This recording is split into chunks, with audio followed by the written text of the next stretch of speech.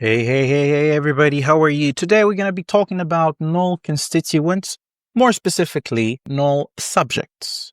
Now, a null constituent in the literature will be referred to as either a null constituent or an empty category. They're the same. So, as I said today, the topic will be null subjects. That's what we're going to focus on. And let's start with the first example I have here. Mshit ladar is a sentence from Moroccan Arabic, and it translates roughly to went home. Now, something is missing from the translation here. If I say went home, what we're missing here is a subject. There is no subject. So this sentence in English would be considered unacceptable / ungrammatical. Well, this one is just fine. Why? Why is this language allowing us to have no problem with saying the sentence without a subject? Well, this one, we have to specify what the subject is. Well, the secret lays in the verb. Here, the verb itself has inflection that can give us information about who the doer is. So mentioning the subject in this case would be redundant because we already can infer who the subject is based on the inflection of the verb, based on how the verb is conjugated. So these languages opt to not utter the subject explicitly, as opposed to English, where inflection is quite poor, went does not change, and even if it's in the present tense, there's not much variation except for the he, she, and it. Therefore, we can't do without a subject. We need to have a subject. So languages that can do without a subject are known as, in the literature, are known as pro-drop languages, which I think is short for pronoun dropping languages. Here, we should have a subject, but we don't. So the subject is missing. Well, subject is missing may not actually the best way to describe it. There is a subject. The subject is just a pro drop or a small pro, as we call it in the literature. Spoiler alert, if we call this small pro, that means only one thing. It means that we have a big pro. Eventually later, we're going to talk about what big pro is. Anyways, so that's it for null subjects and pro-drop languages. Now I'd like to take you to 3 cases of null constituents. I wouldn't call them subjects. Constituents might be a better description. Hang on, I lost my cursor. Here we go. So I think constituent in English. Now, scroll down and look at our examples here. The first one says, don't lose your nerve. So obviously the sentence is in the imperative. Now, the weird thing here is that we don't have a pronoun. There is no pronoun here. Don't lose your nerve. But we know that this person is talking to someone, therefore second person pronoun. Now, it could be either plural or singular.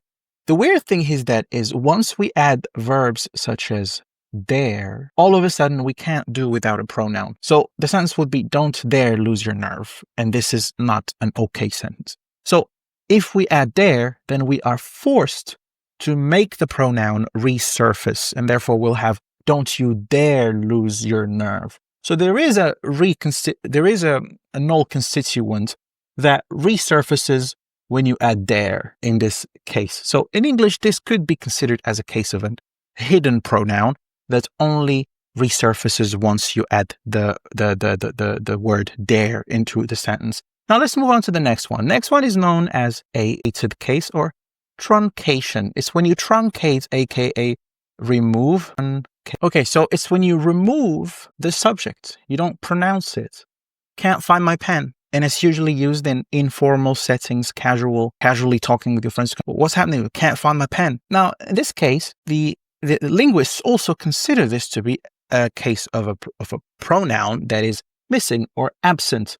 Now, the exact nature of this phenomenon, truncation, is unclear. We still don't know why it happens, why it's accepted. Nobody's complaining about it. Nobody will ever correct you. You can just say it and you'll be fine.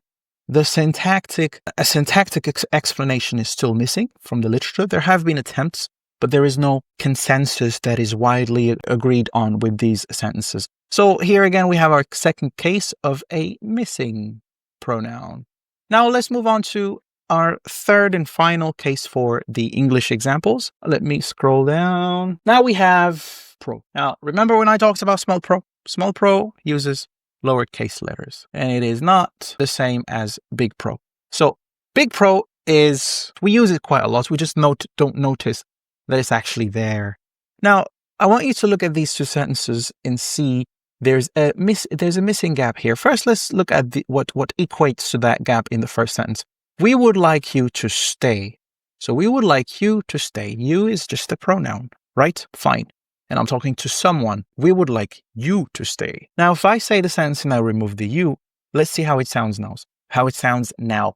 We would like to stay. We would like to stay. Am I talking to someone? Am I saying that I would like someone to stay?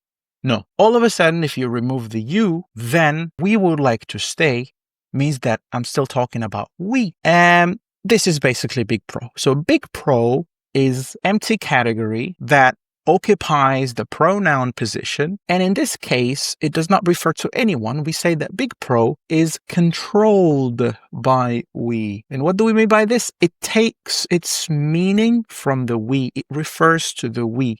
That's why when we say we would like to stay, we are referring still to ourselves, as opposed to we would like you to stay, where we are referring to, where we're talking to someone, addressing someone, a second person. That's it for null constituents subject edition. And I hope we learned something together today. Next, we're going to continue with another empty category. Probably we're going to go and start with auxiliaries next time. And then we keep moving until we have covered all of them. Subscribe for more. Bye-bye.